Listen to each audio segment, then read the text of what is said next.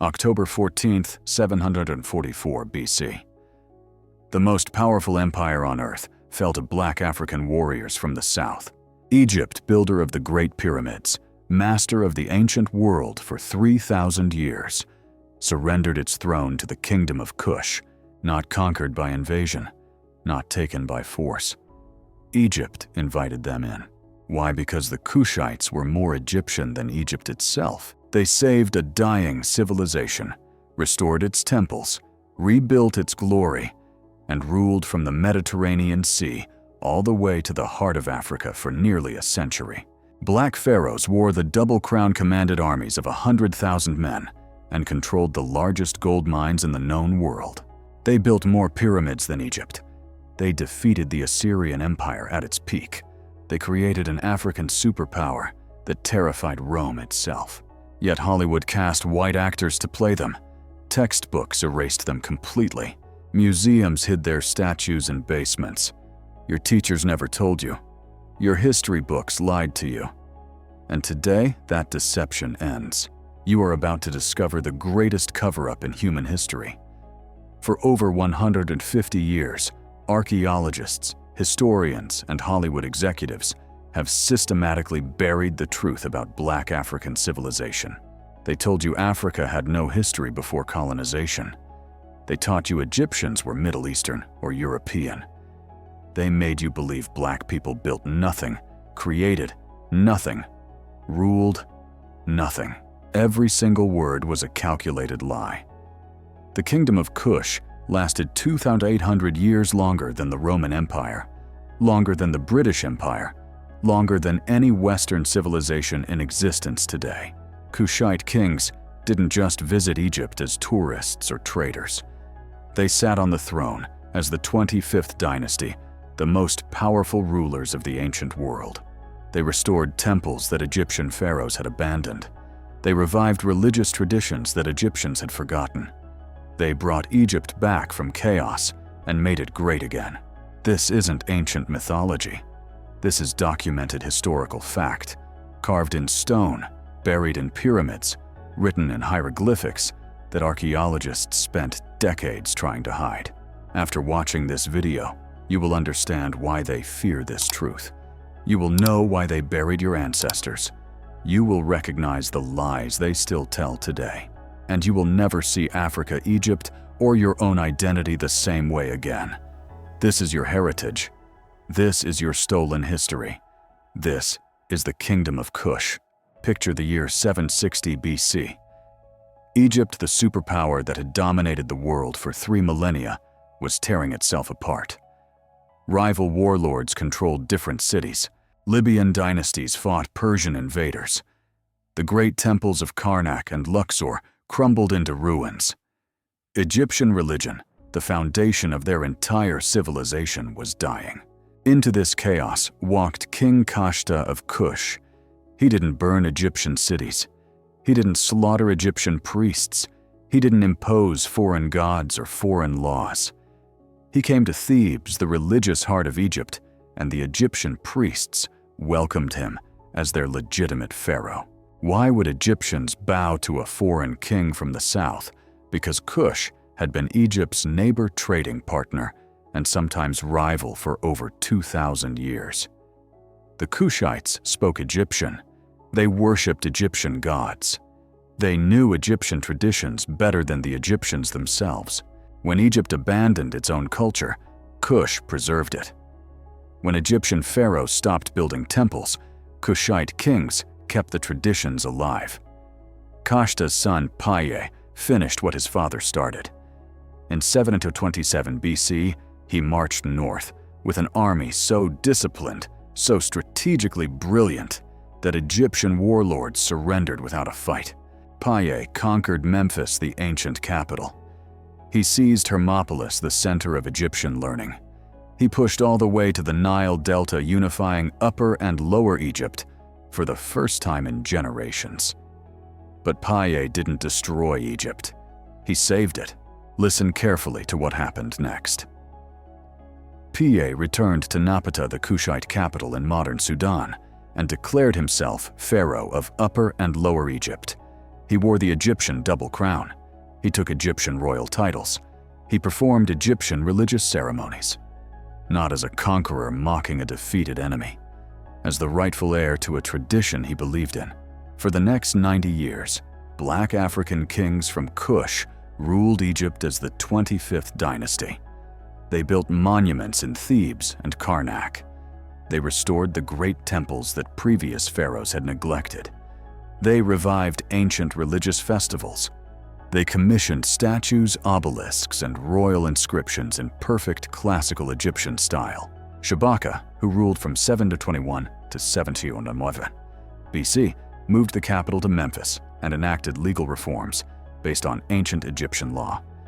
Taharqa, perhaps the greatest of the Kushite pharaohs, ruled for 26 years, from 690 to 64 BC. He built more monuments than any pharaoh since Ramesses II 6 centuries earlier. He expanded the empire from Napata in the south all the way to the Mediterranean coast. He dug canals, erected temples, and sponsored art and literature. When the Assyrian Empire, the superpower of the age, invaded Egypt with iron weapons and cavalry, Taharqa fought them to a standstill. The Assyrians called him the greatest enemy they had ever faced. Here's what they don't teach you in school. Kush wasn't a primitive tribe that got lucky. Kush was a sophisticated civilization with cities, armies, trade networks, and wealth that rivaled or exceeded Egypt. The Kingdom of Kush controlled the largest gold mines in Africa. Gold from Nubia, the ancient name for the Kush region, funded Egyptian power for centuries. Egyptian pharaohs called the land south of the first cataract Taseti, the land of the bow, because Kushite archers were the most feared warriors in the ancient world. Kushite soldiers served in Egyptian armies for generations. When Kush finally took the throne, they didn't conquer a superior civilization. They reclaimed what had always been interconnected. Archaeologists have found Kushite temples at Jebel Barkal, a sacred mountain in Sudan, that date back to 1450 BC, 300 years before the Kushite conquest of Egypt. The Egyptians themselves built temples there, believing Jebel Barkal was the southern home of the god Amun. Kush and Egypt shared gods, shared culture, shared blood. The only difference: Kushites were unmistakably Black African. DNA studies, skeletal analysis, and artistic representations confirm it. The 25th dynasty pharaohs had broad noses, full lips, and dark skin. Ancient Egyptian art depicts them with distinctly African features. They wore cap crowns with double uraei sacred serpents that marked them as Kushite royalty. They wore ram-headed amulets symbolizing the god Amun, a Kushite religious tradition. They dressed in Egyptian kilts but kept Nubian jewelry and regalia. They were proud of their African identity while honoring Egyptian tradition. And they ruled the most powerful empire on earth. So why did this dynasty end? In 656 BC, the Assyrian Empire finally overwhelmed Egypt with superior military technology. King Tantamani, the last Kushite pharaoh of Egypt, retreated south to Napata. The 25th dynasty fell, not because Kush was weak, but because the Assyrians had iron weapons and the largest professional army ever assembled. Even in defeat, Kush survived. The kingdom continued for another 1,000 years, building pyramids, trading with Rome and India, and thriving as an independent African power. But what happened next is the real crime. When European archaeologists discovered Kush in the 1800s, they couldn't accept what they found. They saw pyramids built by Black Africans, and their racist worldview shattered. So they lied. In 1823, French scholar Jean-François Champollion deciphers Egyptian hieroglyphics and opens the door to understanding ancient African civilization. European archaeologists rush to Sudan and discover something that shatters their worldview. Pyramids, hundreds of them. More pyramids than in Egypt itself.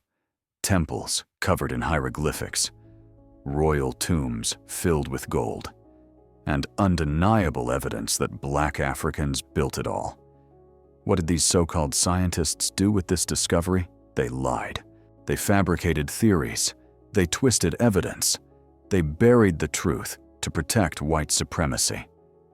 German archaeologist Karl Richard Lepsius visited Nubia in 1844 and saw the pyramids at Meroe with his own eyes. He couldn't deny they existed, so he claimed they must have been built by Egyptians or Arabs or immigrants from India. Anything but Black Africans. British scholar John Taylor went even further, declaring the Kushite civilization was created by an offshoot of the race to which we belong, meaning white people. No evidence, no logic, just pure racism disguised as scholarship. The worst offender was George Reisner, a Harvard archaeologist who excavated Kush from 1913 to 1932. Reisner discovered dozens of pyramids at Jebel Barkal and Meroe. He uncovered royal tombs filled with gold jewelry, pottery, and weapons. He found inscriptions naming Kushite pharaohs who ruled Egypt. His discoveries proved beyond doubt that Kush was a sophisticated African civilization. But Reisner refused to accept it. In a 1918 bulletin for the Museum of Fine Arts in Boston, he wrote these exact words: "The native Negroid race had never developed either its trade or any industry worthy of mention, and owed their cultural position to the Egyptian immigrants and to the imported Egyptian civilization." He claimed that any sophisticated architecture found in Kush must have been built by light-skinned Egyptians, not black Nubians. He attributed the downfall of ancient Nubia to racial intermarriage, believing that skin pigmentation marked intellectual inferiority. When Reisner excavated a royal burial at Kerma, the capital of Kush, he found a woman buried with elaborate jewelry and royal regalia. Instead of recognizing her as a Kushite queen or high priestess, he insisted she must have been an Egyptian governor's wife. Why? Because his racist mind couldn't accept that Black Africans had royalty. Here's the most disgusting part. When Reisner sent the bones of Kushite royalty to specialists at Harvard's Peabody Museum for analysis, the osteologists identified them as belonging to the basic white stock of Egypt. Think about that. Scientists looked at the bones of Black African kings and queens and declared them white, not because of evidence, because they wanted to claim them for their own race. This wasn't science. This was theft. Reisner shipped the most precious Kushite artifacts to the Museum of Fine Arts in Boston, where they remain today. He took your ancestors' treasures out of Africa and locked them in American museums. And he labeled them Egyptian, erasing Kush from history entirely. His racist interpretations dominated Nubian archaeology for decades. Even after other archaeologists challenged his theories in the 1970s, the damage was done. Textbooks had already been written. Museums had already been organized. Hollywood had already decided what ancient Africa looked like, and they decided it looked white. Fast forward to 2016. Hollywood releases Gods of Egypt, a big-budget film about ancient Egyptian gods. Who did they cast to play these African deities? Gerard Butler, a white Scottish actor, as Set. Nikolai Coster-Waldau, a white Danish actor, as Horus. Brenton Thwaites, a white Australian actor, as the hero Beck. Not a single actor of Egyptian or African heritage in the main cast. The backlash was immediate. People took to social media demanding answers. How could Hollywood make a movie set in North Africa without casting a single African actor? Lionsgate Studios released an apology. We recognize that it is our responsibility to help ensure that casting decisions reflect the diversity and culture of the time periods portrayed. In this instance, we failed to live up to our own standards of sensitivity and diversity, for which we sincerely apologize. But the damage was done. The movie bombed at the box office, losing over $100 million. Good. But this wasn't the first time Hollywood whitewashed Egypt. The Ten Commandments in 1956 cast Charlton Heston, a white American, as Moses.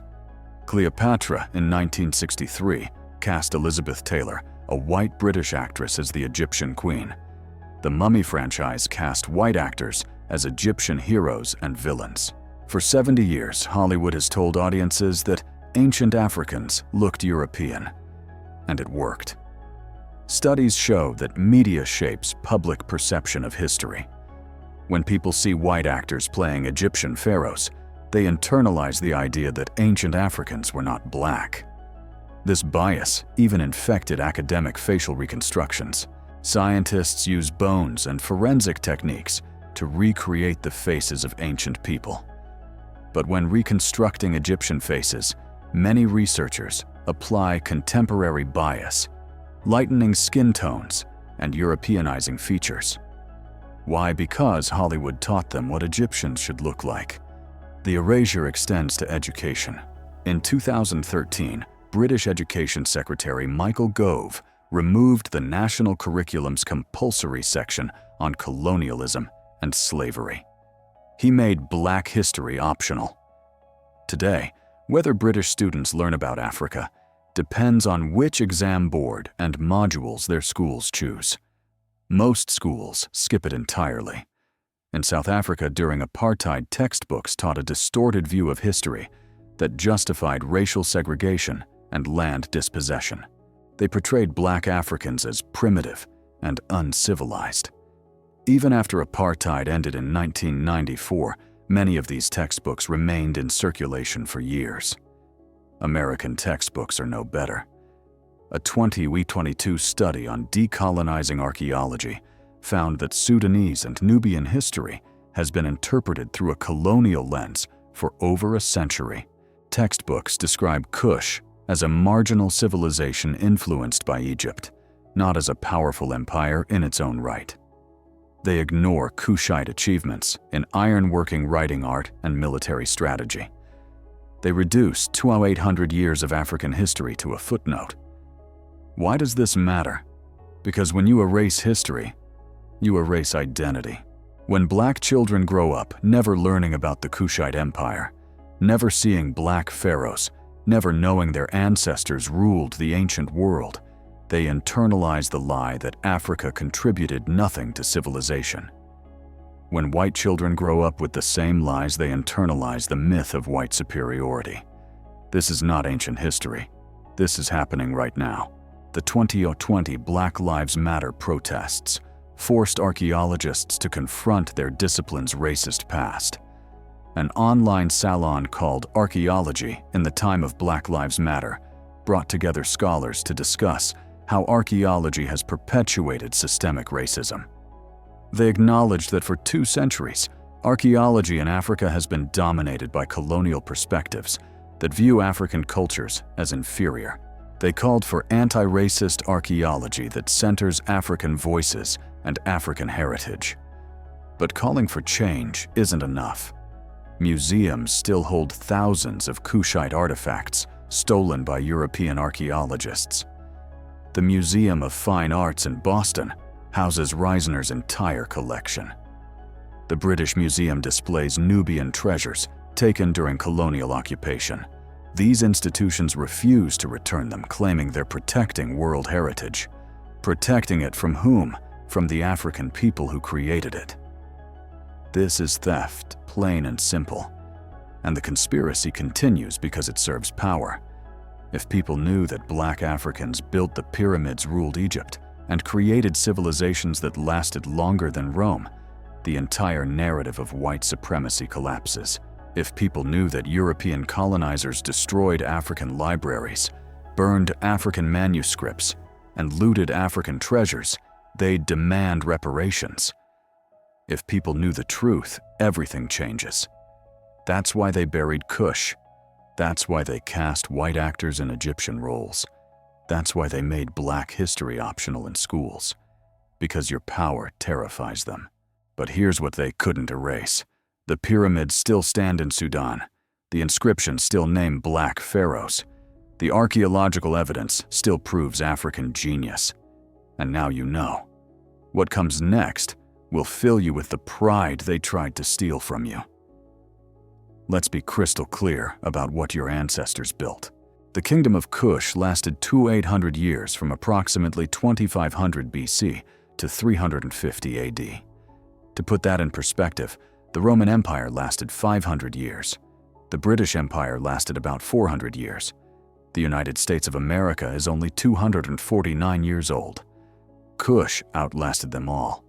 This wasn't a primitive tribe struggling to survive.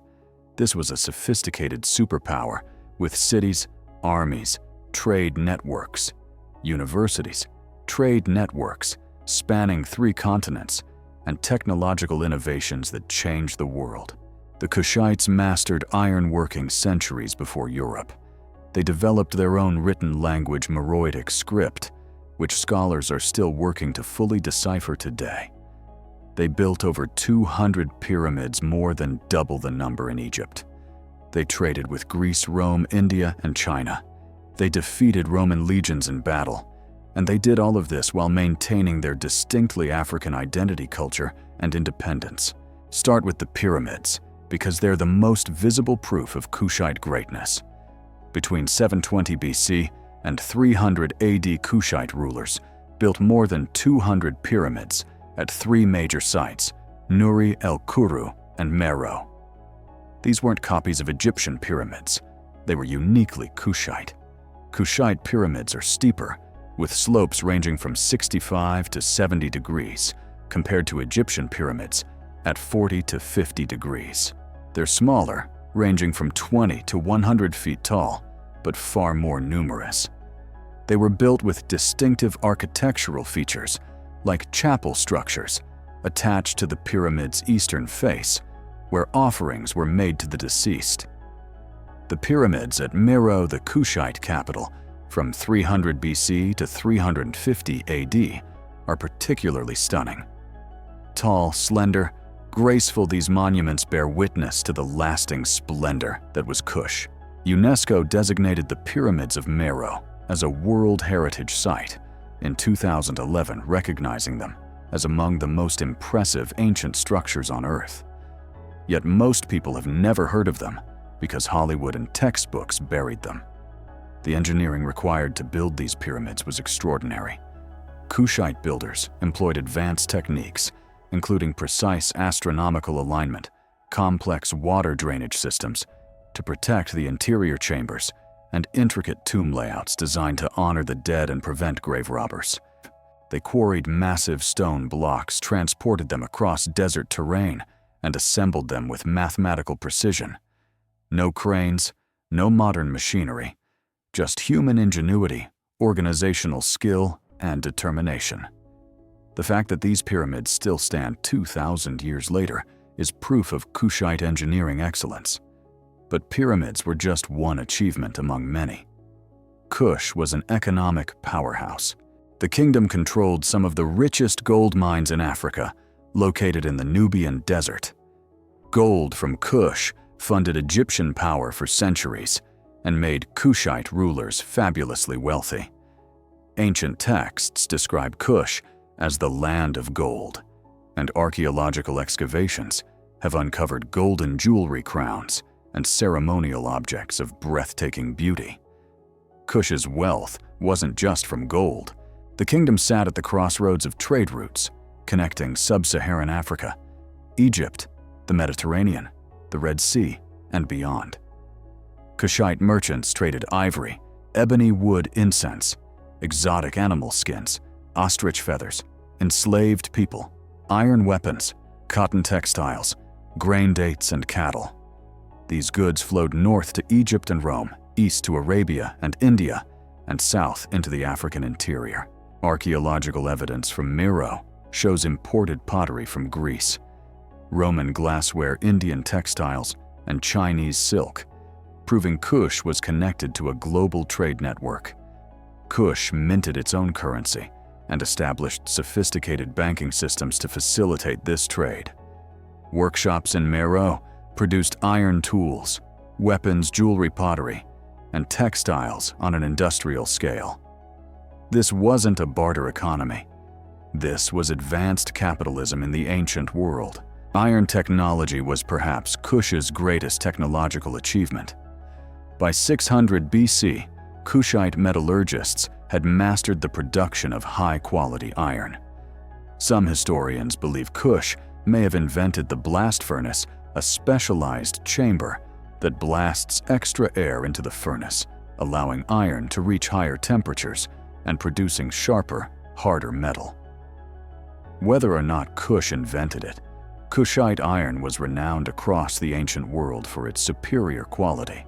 Iron weapons and tools from Kush have been found as far away as India and China. This technology gave Kush a decisive military advantage. Iron-tipped spears, swords, and arrowheads could pierce bronze armor used by enemies. Iron plows increased agricultural productivity, allowing Kush to feed a large population. Iron tools enabled the construction of temples, palaces, pyramids, and irrigation systems. Kush transformed iron into wealth, power, and civilization. But Kushite genius wasn't limited to warfare and economics. Kush developed its own unique script, Meroitic, around 300 BC. This alphabet consisted of 23 symbols and was used to write the Kushite language. Thousands of inscriptions in Meroitic have been found on temple walls, royal stele tomb monuments, and pottery. While scholars have deciphered the phonetic sounds of Meroitic symbols, the full meaning of many texts remains unknown because the Kushite language is not closely related to any modern language. This mystery only adds to the intrigue. Your ancestors created a written language so sophisticated that modern scientists still struggle to fully understand it. That's not primitiveness, that's advanced civilization. Kushite art and craftsmanship were equally impressive. Kushite goldsmiths and jewelers created intricate necklaces, bracelets, rings, and crowns adorned with precious stones. Pottery from Kush, especially during the Kerma period around 2000 BC, is considered some of the most beautiful pottery in ancient history. Thin-walled, polished to a mirror-like sheen, decorated with geometric patterns, these vessels demonstrate extraordinary skill. Kushite temple architecture blended Egyptian styles with distinctly African elements. The Temple of Amun at Jebel Barkal, built by Kushite pharaohs, features massive columns, hieroglyphic inscriptions, and elaborate carvings of gods and kings. The Lion Temple at Musawarat as-Sufra, built around 300 BC, is unique to Kush and features reliefs of lions, a symbol of royal power. The Temple of Apetamak at Meroe, dedicated to a Kushite lion-headed war god, showcases the fusion of Egyptian and indigenous African religious traditions. These structures weren't imitations of Egyptian temples. They were original Kushite creations that reflected a confident, independent civilization. Kush also developed advanced agricultural technology. The Kushites invented a water wheel called the sakia, or kole in the Kushite language. This device lifted water 3 to 8 meters with far less labor and time than the shaduf, the previous irrigation tool used in Egypt and Nubia. The sakia revolutionized agriculture in the region, especially around Dongola, allowing farmers to irrigate larger areas and grow more food. This innovation supported population growth and urbanization, enabling Kush to build and sustain large cities. Let's talk about Kushite military power, because it's another area where your ancestors excelled. Kushite warriors were feared throughout the ancient world. The Egyptians called the region south of the First Cataract Ta-Seti, the land of the bow, because Kushite archers were the most feared warriors in the ancient world. Kushite soldiers served in Egyptian armies for generations, valued for their discipline, skill, and loyalty. When Kush rose to power as an independent kingdom, its military became even more formidable. During the siege of Hermopolis in the 8th century, BC, Kushite engineers built siege towers for Pharaoh Piye's army.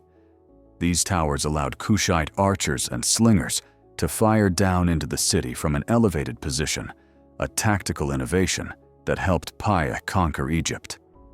Kushite armies also used battering rams to breach mud brick fortifications, another advanced military technology. When the Assyrian Empire, the most powerful military force of its time, invaded Egypt in the 7th century BC, the Kushites fought them to a standstill for years. The Assyrians called Pharaoh Taharqa the greatest enemy they had ever faced. Even Rome, at the height of its power, couldn't defeat Kush. In 25 BC, Roman Emperor Augustus sent legions south into Nubia to conquer Kush. They were met by Queen Amanirenas, one of the Kandakes, or Queen Mothers, who ruled Kush. Amanirenas led her armies in battle, personally losing an eye in combat, but driving the Romans back. The Kushites raided Roman-controlled Egypt, sacking the city of Aswan and carrying away statues of Augustus as trophies. The Romans eventually negotiated a peace treaty with Kush, recognizing the kingdom's independence and agreeing not to demand tribute. Think about that. Rome, which conquered Greece, Gaul Britannia, and much of the known world couldn't defeat a black African kingdom led by a one-eyed warrior queen. That's the power your ancestors wielded. Kushite women held extraordinary power, a fact that sets this civilization apart from most ancient societies. The Kandakes or Candaces were queen mothers, who often ruled as co-regents or sole rulers. These women commanded armies, built temples, issued decrees, and conducted diplomacy with foreign powers. Queen Amanirenas, who defeated Rome, is just one example. Queen Amanishokheto, who ruled from 10 BC to 1 AD, built pyramids and temples, and was buried with a treasure trove of gold jewelry so vast that when her tomb was looted in the 1800s, it filled crates. Queen Nawidamak, who ruled around 50 AD, is depicted in temple reliefs, smiting enemies with a sword, a traditional symbol of royal power usually reserved for male pharaohs. The prominence of women in Kushite society reflects African cultural traditions, where women held leadership roles, owned property, and participated fully in public life. This stands in stark contrast to ancient Greece and Rome, where women had few rights and were largely excluded from political power. Kushite religion was another area of cultural richness and complexity. The Kushites worshipped Egyptian gods like Amun, the king of the gods, and Isis, the goddess of magic and motherhood.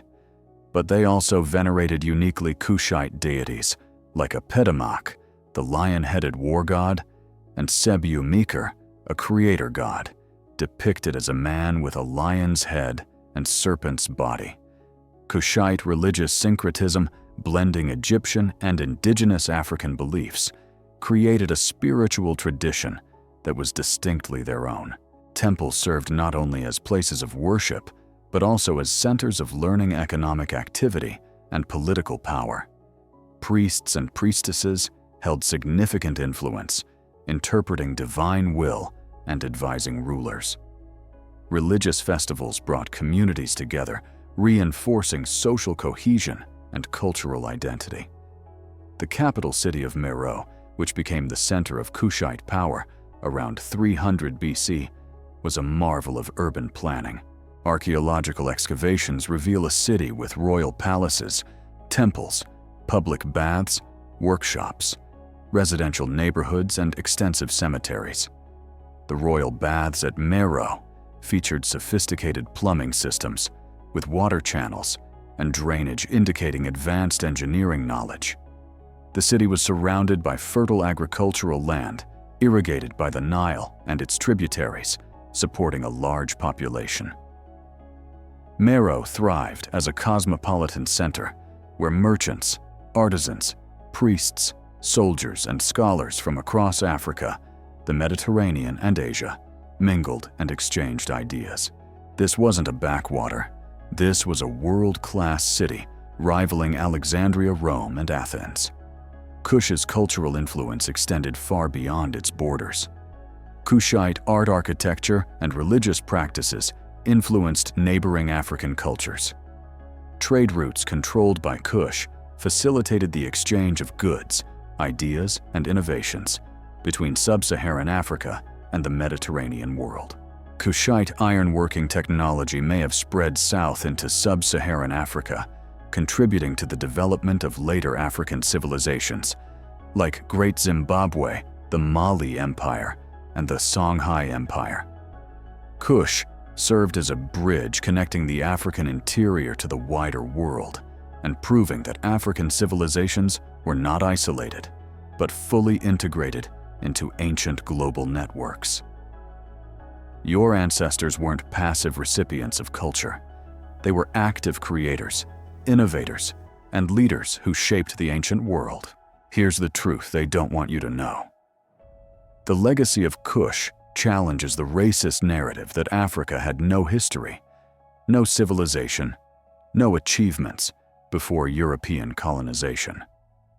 Kush proves that Black Africans built empires, developed advanced technologies, created art and literature, conducted international trade, and ruled with wisdom and power for nearly 3 millennia.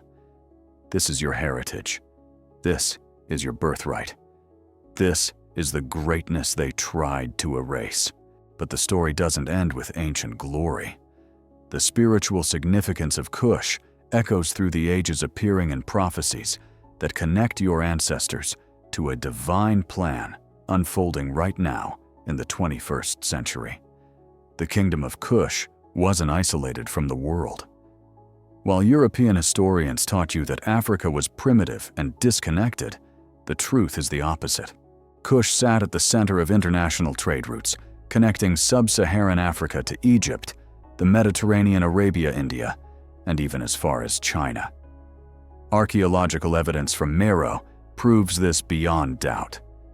Excavations have uncovered Greek pottery from Athens, Roman glassware from the Mediterranean, Indian textiles from the subcontinent, and Chinese silk that traveled thousands of miles along ancient trade routes. Your ancestors weren't living in isolated villages. They were participating in global commerce at a scale that rivals modern international trade. Think about what that means. In the 1st century AD, when most of Europe was tribal and fragmented, Kushite merchants were doing business with traders from 3 continents. They exported African goods, ivory, ebony, gold, incense, exotic animal skins, and iron weapons north to Egypt and Rome, east to Arabia and India, and south into the African interior. They imported luxury goods, wine, olive oil, fine textiles, spices, and precious stones, creating a cosmopolitan culture that blended African traditions with global influences. The economic sophistication required to manage this trade was extraordinary. Kushite rulers established customs stations along trade routes. They minted their own currency to facilitate transactions. They built warehouses and marketplaces in cities like Meroe and Napata. They negotiated trade agreements with foreign powers. This was a complex, organized capitalist economy operating 2,000 years ago. The military achievements of Kush deserve special attention because they demolished the racist myth that Black Africans were militarily inferior. When Pharaoh Piye conquered Egypt in the 8th century BC, he didn't do it with luck or overwhelming numbers. He used brilliant military strategy. During the siege of Hermopolis, Egyptian warlords barricaded themselves inside the city, confident their thick mud brick walls would hold. Piye's engineers built siege towers, elevated platforms from which Kushite archers and slingers could fire down into the city.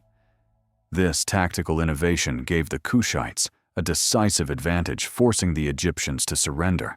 Piye also employed battering rams to breach fortifications, another advanced military technology. These weren't primitive warriors charging blindly into battle. These were disciplined, well-trained soldiers using sophisticated tactics and equipment. Kushite archers were legendary.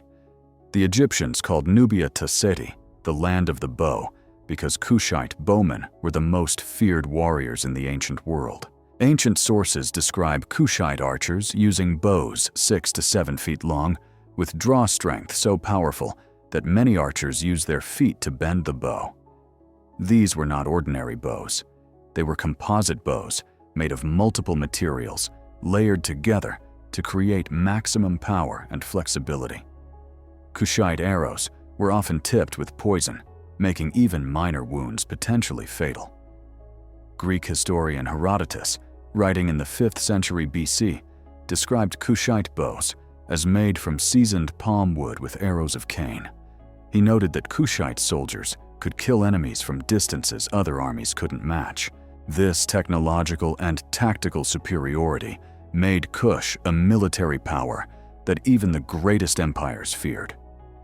When the Assyrian Empire, the superpower of the 7th century BC, invaded Egypt, they met their match in Pharaoh Taharqa. The Assyrians had conquered Babylon, Syria, and Palestine with their iron weapons and cavalry. They were unstoppable until they faced Kush. Taharqa's armies fought the Assyrians for years, inflicting heavy casualties and holding them at bay.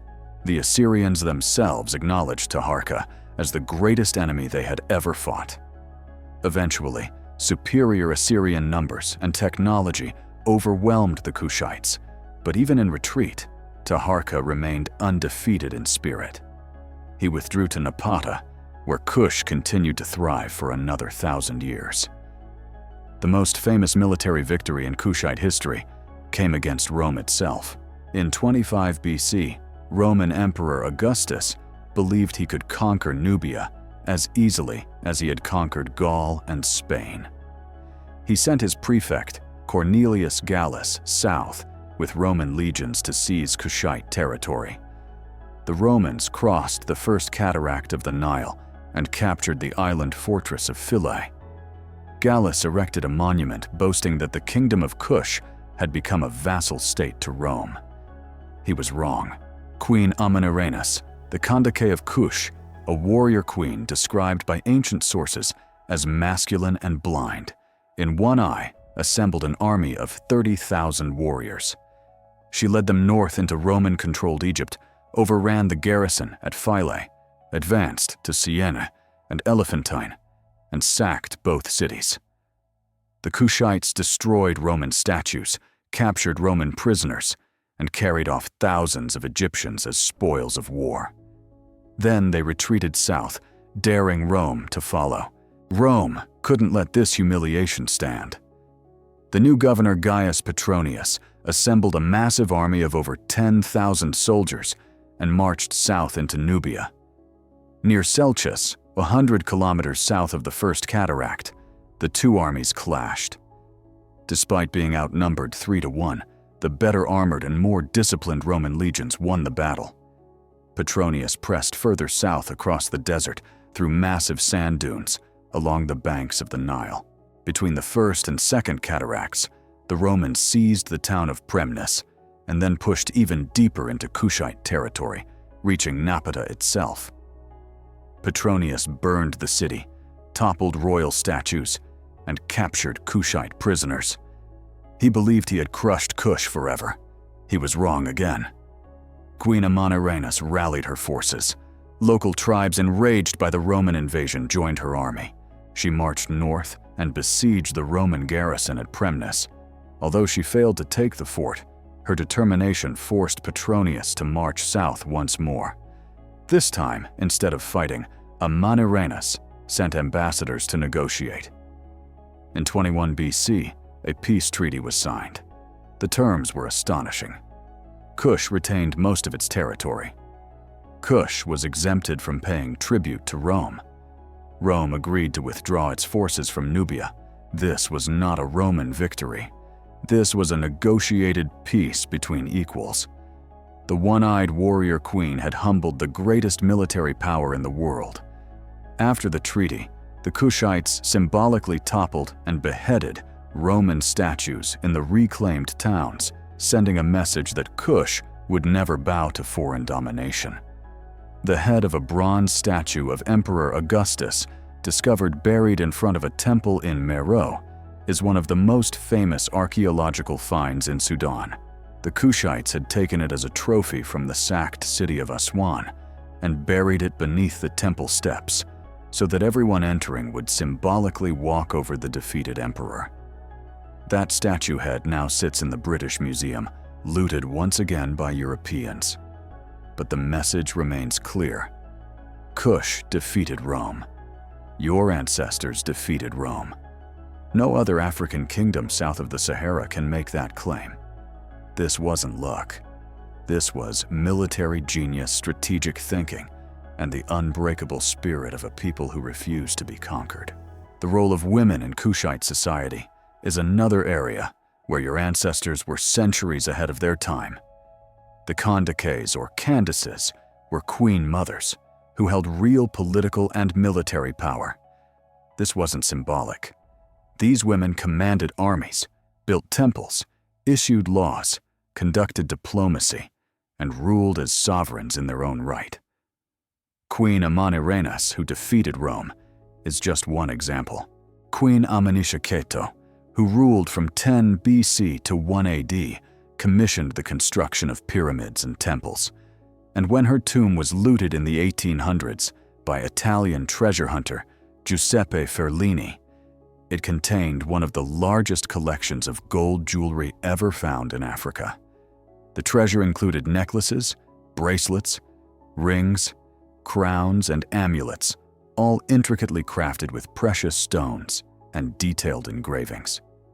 Queen Nawidamak, who ruled around 50 AD, is depicted in temple reliefs, smiting enemies with a sword, the traditional symbol of pharaonic power usually reserved for male kings. This prominence of women reflects deep African cultural values.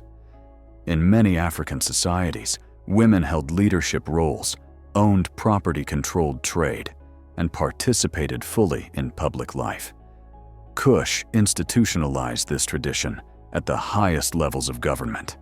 Compare that to ancient Greece, where women had almost no legal rights.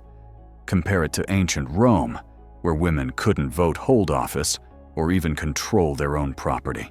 While European civilizations excluded half their population from power, Kush elevated women to the throne. That's not primitiveness. That's advanced social organization. That's recognizing the full potential of your people regardless of gender. That's the legacy of Kush. Now let's talk about cultural influence, because Kush didn't just trade goods, they traded ideas. Kushite religious practices, art architecture, and technology influenced neighboring African cultures for centuries. The veneration of the god Amun, which became central to Kushite identity, spread throughout the Nile Valley. The pyramid-building tradition of Kush inspired later African kingdoms. Kushite ironworking technology may have spread south into sub-Saharan Africa, contributing to the Iron Age transformations that enabled the rise of later African civilizations like Great Zimbabwe, the Mali Empire, and the Songhai Empire. Kush served as a bridge connecting the African interior to the Mediterranean world and facilitating the exchange of knowledge, goods, and innovations. Greek and Roman writers acknowledged Kush's importance. Herodotus called the Ethiopians, his term for Kushites, the tallest and most handsome people in the world. He described their longevity, attributing it to their diet and lifestyle. Strabo, the Greek geographer, wrote about Kushite military campaigns and their conflict with Rome. These weren't dismissive accounts of savages. These were respectful descriptions of a powerful, sophisticated civilization worthy of attention. The Bible itself mentions Kush repeatedly. Psalm 60:31 prophesies that princes will come from Egypt, and Ethiopia will stretch out her hands to God. In ancient Hebrew and Greek texts, Ethiopia and Kush refer to the same region, the Kingdom of Kush. The Bible acknowledges the power, wealth, and spiritual significance of your ancestors. Here's the uncomfortable truth for white supremacy. If Kush built pyramids, mastered ironworking, defeated Rome, traded with 3 continents, elevated women to power, and thrived for 2,800 years, then the entire narrative that Africa had no civilization collapses. If Black Africans accomplished all of this without European help, then the justification for colonization, slavery, and ongoing exploitation disappears. That's why they buried Kush. That's why they cast white actors in Egyptian roles. That's why they made Black history optional in schools. Because if you knew the truth, you'd demand reparations for stolen wealth, stolen history, and stolen dignity. You'd recognize that the poverty, underdevelopment, and instability in modern Africa isn't natural. It's the result of centuries of European colonization, exploitation, and intentional destruction. You'd see that the wealth of Europe and America was built on African resources, African labor, and African genius. The legacy of Kush lives on today. The pyramids still stand in Sudan, defying the desert and the passage of time. The inscriptions still name Black pharaohs carved in stone for eternity. The archaeological evidence still proves African greatness, buried but not destroyed. And now you know your ancestors were kings and queens. You know they built empires that lasted millennia. You know they defeated the greatest powers of the ancient world. You know they created art, literature, technology, and culture that influenced the entire world. That knowledge is power. That truth is freedom. And this truth is not just historical, it's prophetic. The rise and fall of Kush, its hidden glory now being revealed, was foretold in ancient scriptures. What's happening right now in 2024 and 2025 is the fulfillment of prophecy spoken thousands of years ago. Body Section 5, Prophecy, the Divine Plan. Unfolding. Now, the Kingdom of Kush is not just history, it is prophecy. The Bible mentions Kush more than 50 times often as a symbol of Black African power and spiritual significance. In ancient Hebrew and Greek texts, Kush and Ethiopia refer to the same region, the Kingdom of Kush in Nubia, modern-day Sudan. These biblical references are not random. They point to a divine plan that connects your ancestors to the spiritual destiny of the world. Psalm 68:31 declares, "Princes shall come out of Egypt. Ethiopia Kush shall soon stretch out her hands unto God." This verse has been interpreted for centuries as a prophecy of African spiritual awakening and global leadership. The stretching out of hands symbolizes worship, surrender, and the offering of gifts to God. It speaks of a time when African nations will play a central role in divine plans for humanity. Zephaniah 3:10 adds another layer to this prophecy. "From beyond the rivers of Ethiopia, Kush my worshippers, even the daughter of my dispersed, shall bring mine offering." This passage envisions a future where the scattered descendants of Kush, the African diaspora, will return to God and bring spiritual offerings that transform the world. Biblical scholars throughout history have recognized these prophecies as significant. Early church fathers and modern theologians alike have pondered their meaning. Some interpret them as predictions of African nations embracing Christianity. Others see them as symbolic of the restoration of African dignity and power after centuries of oppression. But what if these prophecies are being fulfilled right now in 2024 and 2025? What if the revelation of Kushite history, the exposure of racist lies, and the awakening of Black consciousness worldwide are all part of the divine plan foretold thousands of years ago? Consider the timing. In 2020, the murder of George Floyd sparked the largest civil rights protests in human history. An estimated 15 to 26 million people participated in Black Lives Matter demonstrations across the United States alone. Protests spread to over 60 countries on every continent, including predominantly white nations like Denmark, Germany, and Australia. This was not just an American moment. This was a global reckoning with racism and white supremacy. The movement forced conversations about police brutality, systemic racism, historical injustice, and reparations.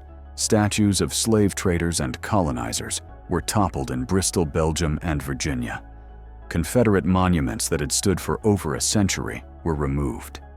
Museums began re-examining their collections of African artifacts stolen during colonization. Academic institutions confronted their racist pasts. Corporations pledged billions of dollars to racial equity initiatives. This wasn't coincidence. This was awakening. At the same time, archaeological and historical revelations about ancient Africa accelerated. The pyramids of Sudan gained international attention through social media documentaries and news articles. Scholars published new research challenging Eurocentric interpretations of African history. Museums began acknowledging the greatness of Kush, Nubia, and other African civilizations. The narrative that Africa had no history, no civilization, no achievements before European contact was crumbling under the weight of evidence. This truth is spreading faster than ever before because of technology. The internet, social media, and digital archives have democratized knowledge. Information that was once locked in academic journals or hidden in museum basements is now accessible to anyone with a smartphone. Young Black people across the diaspora are discovering their African heritage, learning about Kush, Mali, Songhai, Great Zimbabwe, and other kingdoms that textbooks ignored. They're connecting their struggles today to the stolen wealth, stolen history, and stolen dignity of their ancestors. This is spiritual awakening on a mass scale. Now consider the economic transformation happening in Africa right now. The African Continental Free Trade Area, AFCFTA, launched in 2021, is the largest free trade zone in the world by number of countries. It connects 1.3 billion people across 55 nations with a combined GDP of over $3 trillion. By 2030, AFCFTA is projected to lift 30 million people out of extreme poverty and increase African exports by 29%. This is not charity. This is African self-determination. For the first time since colonization, African nations are building economic systems controlled by Africans for the benefit of Africans. Intra-African trade is increasing. Infrastructure projects are connecting the continent. Technology hubs in Lagos, Nairobi, and Accra are producing world-class innovation. Renewable energy projects are bringing electricity to millions. African entrepreneurs are solving African problems with African solutions. This economic rise mirrors the ancient power of Kush, which controlled trade routes, mined gold, produced iron, and built wealth that rivaled Rome. The prophecy of Kush, stretching out her hands to God, is being fulfilled economically, politically, culturally, and spiritually. Africa is reclaiming its place on the world stage. The African diaspora is reconnecting with its roots. Black people worldwide are demanding reparations for slavery colonization and ongoing exploitation. They're demanding the return of stolen artifacts. They're demanding that history be told truthfully. They're demanding justice. This is not a coincidence. This is prophecy unfolding. The very fact that you are watching this video right now is part of the plan. You were meant to find this truth. You were meant to know about Kush. You were meant to understand your heritage. You were meant to awaken. Think about the symbolism. Kush was buried for nearly 2,000 years, hidden beneath sand and racist lies. But the pyramids still stood. The inscriptions still named Black Pharaohs. The archaeological evidence still proved African greatness. You cannot destroy truth. You can only delay its revelation. And now in this moment, at this precise time in history, Kush is being revealed. Museums are opening Nubian exhibits. Documentaries are telling the story. Scholars are publishing research. Social media is spreading the knowledge. The truth is unstoppable. This is divine timing. This is the prophecy of Psalm 68:31 manifesting before your eyes. Ethiopia Kush is stretching out her hands, not just in worship, but in reclamation. Reclaiming stolen history. Reclaiming stolen wealth. Reclaiming stolen dignity. Reclaiming the throne. The descendants of Kush are rising. In politics, Black leaders are shaping policy in nations around the world. In culture, Black artists, musicians, writers, and filmmakers are dominating global entertainment and challenging narratives. In technology, Black innovators are creating solutions that transform industries. In activism, Black movements are forcing systemic change. In spirituality, Black people are reconnecting with African traditions, African philosophy, and African faith. This is the fulfillment of Zephaniah 3:10. From beyond the rivers of Ethiopia, from the diaspora scattered across the Americas, Europe, and the Caribbean, the children of Kush are bringing their offerings. Offerings of truth, justice, creativity, innovation, and resilience. The world is witnessing the resurrection of Kushite power, not through military conquest, but through cultural, economic, and spiritual leadership. Just as Kush once ruled Egypt and defeated Rome, the descendants of Kush are now positioned to lead the world through the crises of the 21st century. Climate change disproportionately affects Africa, yet African nations are leading the way in renewable energy and sustainable development. Economic inequality is a global crisis, yet African entrepreneurs are pioneering inclusive business models. Racism and oppression persist, yet Black activists are at the forefront of movements for justice and human rights. This is leadership. This is prophecy. But prophecy is not passive. It requires action. It requires you to step into your role. You are not a bystander in this story. You are a participant. The revelation of Kush is a call to action, a call to learn your history and share it with others, a call to demand justice and reparations, a call to support African development and diaspora unity, a call to reject the lies you were taught and embrace the truth, a call to live with the pride and power of someone descended from Pharaohs. The prophecy will be fulfilled. The question is, will you be part of it?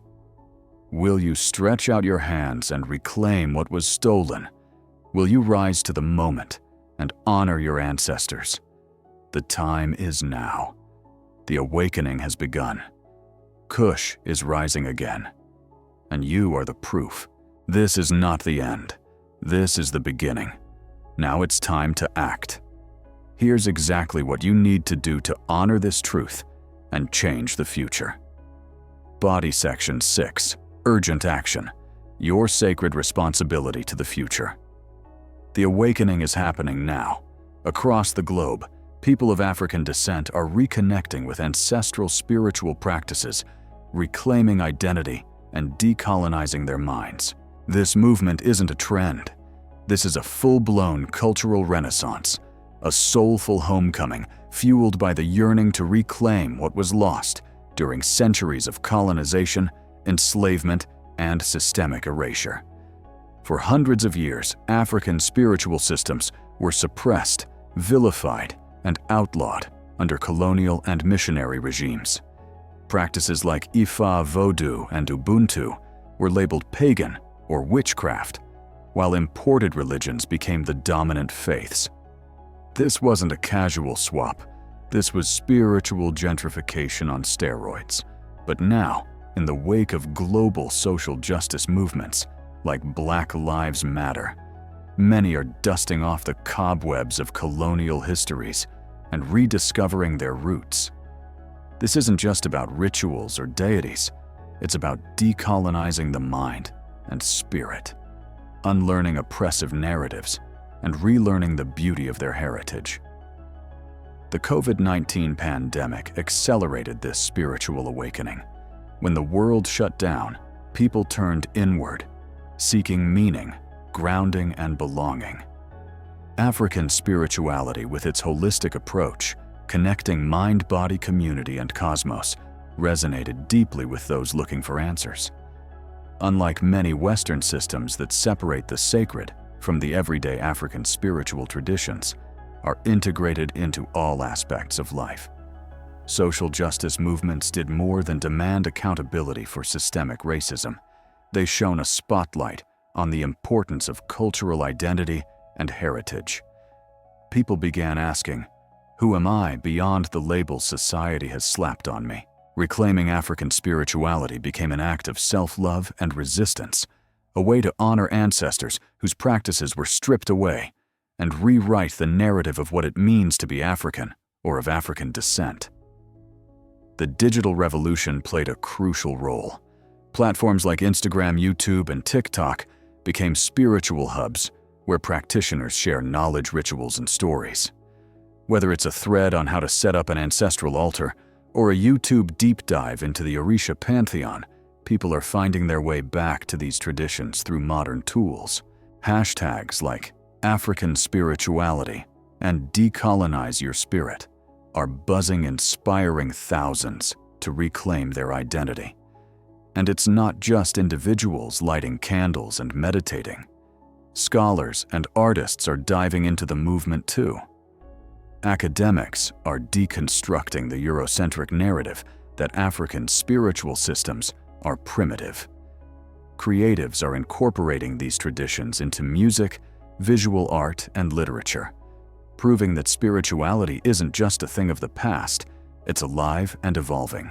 This is important because it's not just about religion, it's about identity, dignity, and the right to exist entirely as oneself. This renaissance allows African-descended people to find empowerment in traditions that validate their experiences, history, and connection to the cosmos. It's not a rebellion against imposed faiths, it's an act of reclamation, a declaration of this is who we are, and we're proud of it. African spirituality offers tools for emotional resilience, practices like ancestor veneration, libation rituals, and connection with nature that help individuals feel supported by something larger than themselves. For many, it's like therapy, but with drums, chants, and a much more fabulous wardrobe. These traditions provide a network of ancestors, spirits, and living beings, all working together in harmony. It's a community, a spiritual family that transcends time and space. Now here's where you come in. You didn't stumble upon this video by accident. This is divine timing. You were meant to find this truth. You were meant to know about Kush. You were meant to understand your heritage. You were meant to awaken. But knowledge without action is meaningless. The prophecy of Kush stretching out her hands to God requires your participation. You are part of the fulfillment. So what do you do? First, educate yourself deeply. Read books by African and diaspora scholars. Check out works like Of Water and the Spirit by Malidoma Patrice Some or Jambalaya by Louisa Teish. These aren't just how-to guides, they're immersive explorations of culture and spirit. Engage with communities, whether it's a workshop, an online group, or a local gathering. Connecting with others on the same journey provides guidance and support. But approach with respect and humility. This isn't tourism. This is homecoming. Second, demand change in your institutions. When your children's schools teach history, demand that they include Kush, Nubia, and other African civilizations. When Hollywood makes movies about ancient Egypt, demand that they cast African actors. When museums display African artifacts, demand that they acknowledge how those artifacts were stolen and consider returning them. When politicians discuss reparations, demand that they include the economic impact of erased African history and stolen African wealth. Your voice matters. Your activism matters. The changes we've seen in the past 5 years since George Floyd's murder prove that collective action works. Statues were toppled. Museums changed. Corporations invested billions in racial equity. That happened because people like you refused to stay silent. Third, support. African development and diaspora unity. The African Continental Free Trade Area is creating the largest free trade zone in the world. African entrepreneurs are building world-class companies. African innovators are solving problems with African solutions. Support them. Invest in African businesses. Travel to Africa and spend your money there. Build relationships with Africans on the continent and in the diaspora. The prophecy of African leadership in the 21st century requires economic power. Fourth, share this knowledge. Tell your family about Kush. Tell your friends about the black pharaohs who ruled Egypt. Tell your children about Queen Amanirenas, who defeated Rome. Tell your community about the 2,800-year civilization that built more pyramids than Egypt and traded with 3 continents. The erasure of African history only continues if we stay silent. Every conversation you have is an act of resistance. Every story you tell is a victory against the lies. Fifth, live with the pride and power of someone descended from pharaohs. Walk through the world knowing that your ancestors built empires. Make decisions knowing that your bloodline includes warriors who defeated Rome. Pursue your dreams, knowing that your heritage includes kings and queens who ruled the ancient world. The psychological impact of knowing your true history is immeasurable. It changes how you see yourself, how you see your potential, and how you see your place in the world. You are not the descendant of slaves alone, though their strength sustained you. You are the descendant of pharaohs, warriors, builders, innovators, and leaders. That knowledge is power. That truth is freedom. Finally, pray. Connect with your ancestors spiritually. Build an altar. Light candles. Pour libations. Speak their names. Ask for their guidance. Thank them for their sacrifices. African spirituality teaches that the connection between the living and the dead is real and powerful. Your ancestors are not gone. They are with you. They are cheering for you. They are waiting for you to fulfill the prophecy they could only dream about.